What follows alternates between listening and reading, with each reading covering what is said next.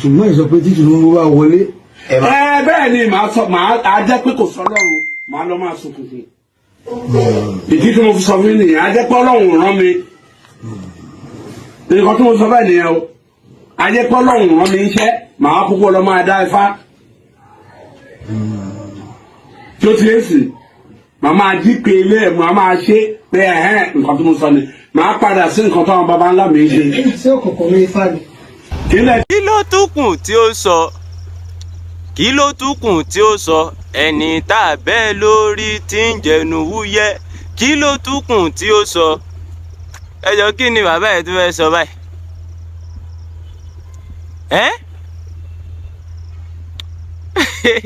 ó kẹ́ ẹ̀ tún gbọ́ ọ̀kan tó sọ. ẹ jẹ́ àdúrà June ni mo lọ́rọ̀ láti sọ lórí ẹ̀ wọ́n tí ì ṣe handover gbogbo nǹkan tí mo sọ kò tí ì ṣe kinní mo sọ pé kò sí ẹnì kankan náà mẹ́tẹ̀ẹ̀ta so mi sọ pé wọn ò ní dìbò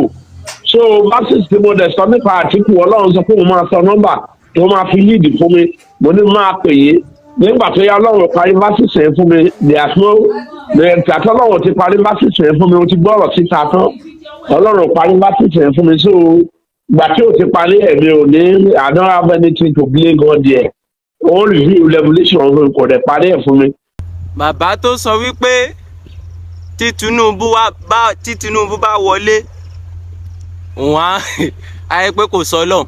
á pé Ọlọ́run ò pé òun wọn á lọ máa sinfá wọn á lọ máa dáfá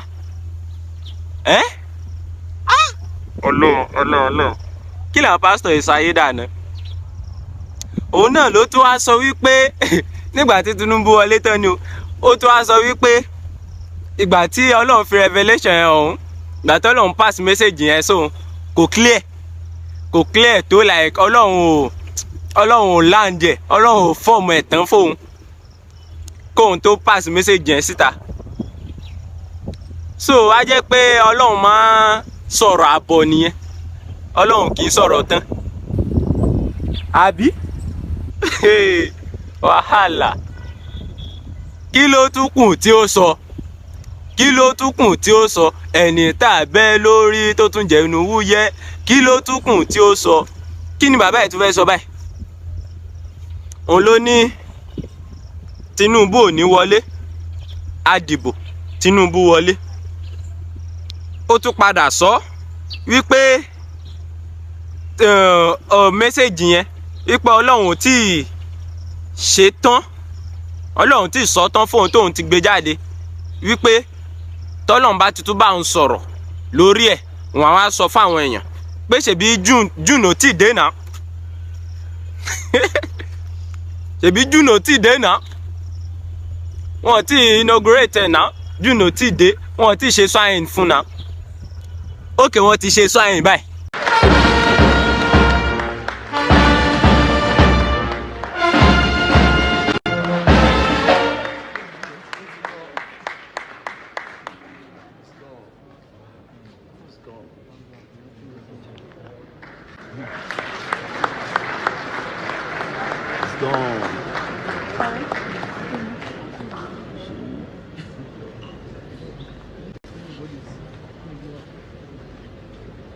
Kí ni bàbá fẹ́ sọ? Ṣé ká ní kí bàbá lọ máa bọ fáni àbí because ó tún sọ̀rọ̀ kan tó taba Tani Ọlọ́run bẹ́ẹ̀ yẹn ó ní òun á lọ máa dáfá òun á padà sí ẹsẹ̀ àwọn baba ńlá òun nínú interview bàbá yẹn ẹnìkan wá béèrè pé àtẹ̀bá gbọ́ dáadáa ó ní ṣé ifá jẹ́ nǹkan òkùnkùn ni ibi tó ti taba àwọn ìṣẹ̀ṣe nìyẹn o kẹ́lẹ̀ mọ̀ pé kì í ṣe Islamic nìkan kì í ṣe Muslim nìkan ló ń bú ìṣẹ̀ṣe kì í ṣe àwọn Muslim nìkan ló ń tẹnu ló ń bẹnu àbùkù bá àwọn oníṣẹ̀ṣe kí bàbá yẹn lọ máa sọ pé ayẹ́pọ̀ Ọlọ́run ò pé òun tí Tinubu bá ti wọlé pé òun á lọ máa dáfá òun á padà sí ẹsẹ̀ àwọn baba ńlá òun ṣé ká wá ní àwọn Ifá pé èèyàn tó bá ti ń dáfá báyìí kò ní wọ̀run pé kì í ṣe tọ́lọ́run so Ọlọ́run ò pé òun á lọ máa dáfá séèyàn tó ń dáfá yẹn báyìí kì í ṣe tọ́lọ́run àtọ́, kì í ṣọmọ Ọlọ́run. Elédùmarè tó ń pè, ta ló ń jẹ́ bẹ́ẹ̀? Òun ni Bíbélì fi sọ wípé kì í ṣe gbogbo èèyàn tí ń pè mí ní Olúwa Olúwa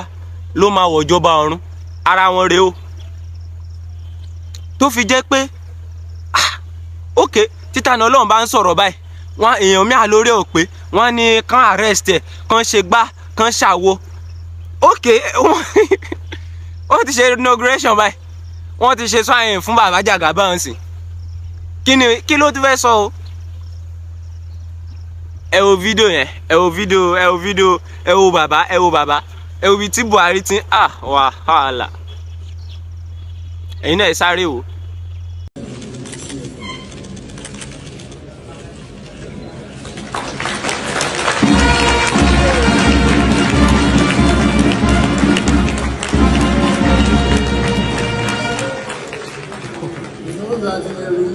So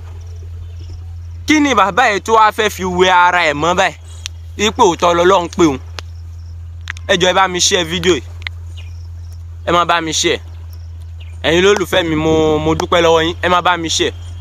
Kí ni bàbá ẹ̀ fẹ́ fi wé ara ẹ̀ mọ́ báyìí tó fi wá jẹ́ pé èèyàn mi, pásítọ̀ mi ò dúró lórí ìpè ẹ̀ mọ́? Nǹkan tó máa jẹ́, nǹkan tẹ́lòmíì máa jẹ́ ló sọ̀rọ̀ di pásítọ̀ òjijì. Tó fi jẹ́ pé wọ́n ti wá sọ chọ́ọ̀chì di business. Wọ́n ti wá sọ chọ́ọ̀chì di business. Welcome Jagaban. Ẹ tún wo fídíò mi.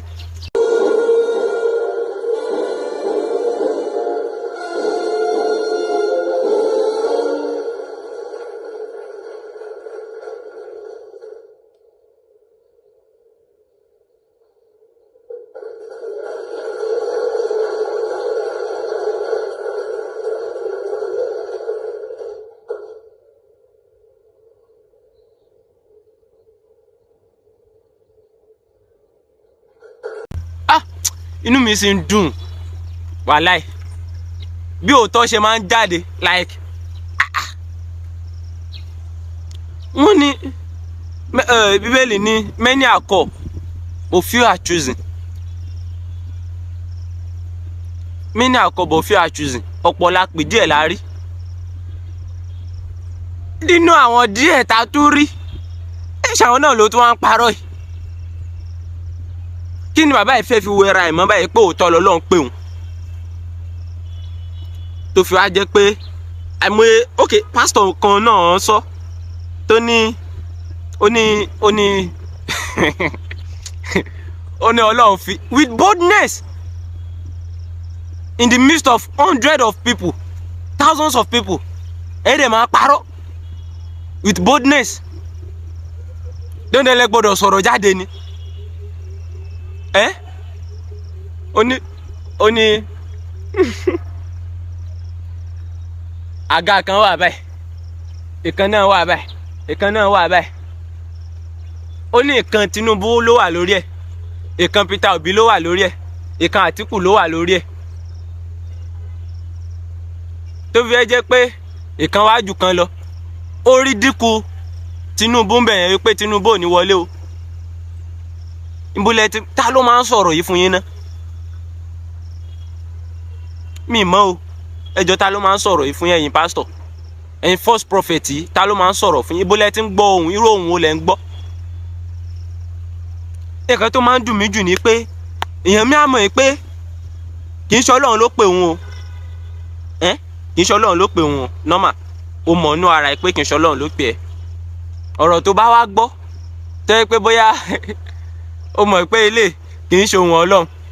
Ọ̀rọ̀ tó bá wá gbọ́, instead of you to kó pamọ́ láyà ẹ, kó pamọ́ ní ara ẹ, wàá tún wá broadcast ẹ, wàá tún wá gbé síta fáráyé. Tí gbá bá wá fọ́mọ yín lórí tán, ẹ tó wá máa twist ọ̀rọ̀. Bí báyìí kọ́ ló ṣe rí, báyìí kọ́ ló ṣe rí. Kí pásítọ̀ máa sọ pé Ọlọ́run tí fi ìran yẹn hàn òun tán kóun tó sọ jáde. tóun ti sọ jáde. ẹjẹ́ àdúrà June ni mo lọ́rọ̀ láti sọ lórí ẹ̀. Wọ́n ti ṣe handover gbogbo nǹkan tí mo sọ kò tí ì ṣe kinní mo sọ pé kò sí ẹnì kankan náà mẹ́tẹ̀ẹ̀ta. So mi sọ pé wọn ò ní dìbò. So versus tí mo dẹ̀ sọ nípa Àtíkù Ọlọ́run sọ pé mo máa sọ nọ́mbà tó máa fi lead fún mi mo ní máa pè é nígbà tó yá Ọlọ́run parí versus yẹn fún mi àti Ọlọ́run ti parí versus yẹn fún mi o ti gbọ́rọ̀ síta tán Ọlọ́run parí versus yẹn fún mi so gbà tí o ti parí ẹ̀mí ò ní I don't have anything to blame God there ó review revelation kò dẹ̀ parí ẹ̀ fún mi. wọ́n ṣe Yorùbá ní ẹ̀yin onísùúrù lọ́lọ́run wà ẹ̀ ṣe máa ní sùúrù ṣé Ọlọ́run èèyàn kan náà ló dé máa lọ ṣọ́ọ̀ṣì bàbá yìí o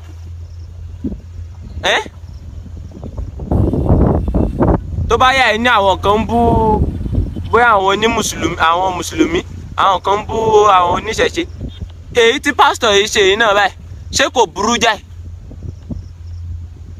imagine kí pẹ̀lú àwọn tó ń lọ ṣọ́ọ̀ṣì bàbá ẹ̀ máa pẹ̀lú àwọn tá a sọ wípé no dáàdi ṣọ́ọ̀ṣì wa ń parọ́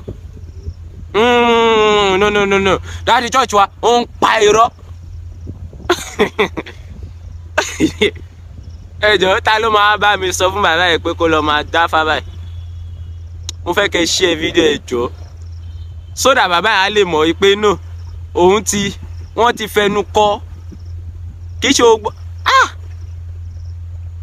my God níbẹ̀lì ní nígbà tí òpin ayé bá ti ń súnmọ́ oríṣiríṣi la ó máa rí ohun tí ò ṣẹlẹ̀ rí á bẹ̀rẹ̀ sí í ṣẹlẹ̀ ayédèrú èké àwọn ayédèrú wòlíì wọ́n gbéra dìde àwa máa tanra wa jẹ lọ́tún lọ́sì tó bá yá ẹ lórí Tani Olohun ò pé ẹ ní orí Tani Olohun ẹ ló ti dàrú ẹ ní kò mọ nǹkan tó ń sọ ṣọ̀rọ̀ ti jẹyọ báyìí Tani Olohun sọ̀rọ̀ kan ó ní tí wọn tó bá ṣe sọ ẹ̀yìn fún Tinubu aṣáájú Bọ́lá Ahmed Tinubu tó bá ṣe sọ ẹ̀yìn fún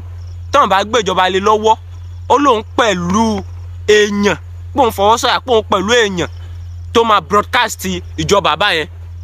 tó máa polongo ẹ̀ fáráyé pé no èèyàn gidi rèé pé èèyàn tó yẹ kó ṣe èèyàn tó ṣe tẹ̀lé ni èèyàn tó ṣe fihàn gan ni ẹ̀yin náà ẹ gbọ́ nǹkan tí bàbá yẹn sọ náà. ṣùgbọ́n ìsọ pé tí Tinubu bá wọlé. bẹ́ẹ̀ ni màá jẹ́ pé kò sọ lọ́run màá lọ máa sunkún fún ìdí tí mo fi sọ fún mi nìyẹn a jẹ́ pé Ọlọ́run rán mi nǹkan tí mo sọ bẹ́ẹ̀ nìyẹn o a jẹ́ pé Ọlọ́run rán mi iṣẹ́ màá púpọ̀ lọ máa dá ifá tó ti èsì màá máa jí pé ilé ẹ̀ màá máa ṣe pé nǹkan tí mo sọ ni màá padà sí nǹkan táwọn baba ńlá mi ṣe. ṣé òkùnkùn ní ifá ni. ṣérò àwọn nǹkan báyìí ṣe tẹ̀lé ẹ sì pera yín ní ìránṣẹ́ Ọlọ́run ọjọ́ mi mọ̀ pé ilé àkọyìn lọ́gbọ́n ọjọ́ mi ẹ máa tẹ́tí sílẹ̀ dáadáa tó bá yẹ pé òótọ́ Ọlọ́run pè yín ni o bàbá yìí sì burúkú ara ẹ̀ jẹ́ fàdìyímú àbí fábìyímú àbí kí ló ti ń jẹ́ kò dá báyìí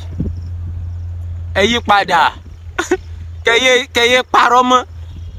last video tí mo ṣe mo ní ẹ̀tàn nínú ẹ̀sìn tẹ ẹ lọ wo fídíò yẹn ṣé kì í ṣe ẹ̀tàn tún lélẹ̀ náà báyìí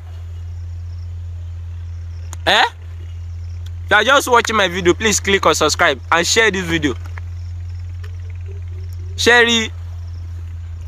táìmù kan wà tó yẹ pé no àwọn kan ara wọn ò ní gbà mọ́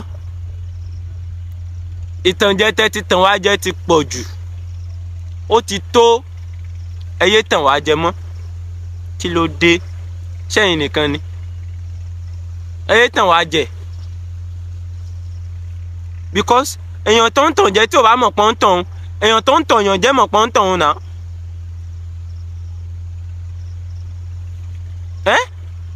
tó jẹ́ pé nǹkan tẹ́ ẹ̀ gbọ́ lẹ́ ń sọ ẹ máa forecast ẹ ṣe forecast ni mo máa pè ní ẹ máa forecast nǹkan tọ́lọ́run sọ ẹ ló sọ ẹ̀yin tọ́lọ́ ẹ ti wá sọ church di business torí ẹ ti mọ̀ pé àtọ́làtọ̀ kò sí normal every Sunday àwọn èèyàn máa dá àdá mẹ́wàá wọ́n máa dá ọrẹ especially àwọn tó fúnra wọn dá àjọ sílẹ̀ yẹn tí wọ́n ní àwọn olórí kan tó lọ ń kówó fún ẹ ti wá sọ ìjọ di business kí ni bàbá ẹ tó fẹ́ sọ báyìí ayé tó tó mojúbà yà kámẹ́rà kí ló tún kù tí ó sọ ẹni tá a bẹ́ lórí tí ń jẹnu wúyẹ́ kí ló tún kù tí ó sọ nígbà táwọn muslim bá tó wá rí eléyìí báyìí ìyẹn kan tí bàbá yìí sọ tó dẹ̀ jẹ́ christian kí lẹ fẹ́ kàn sọ ẹ̀yin lẹ ń bójú wa jẹ́ mùsùlùmí ló ń ba mùsùlùmí jẹ́ kristẹni ló ń ba kristẹni jẹ́ àwọn oníṣẹ̀ṣe míì ló ń ba ṣẹ̀ṣe jẹ́ bó ṣe rí ni ẹ̀mí sọ jù bẹ́ẹ̀ lọ thank you.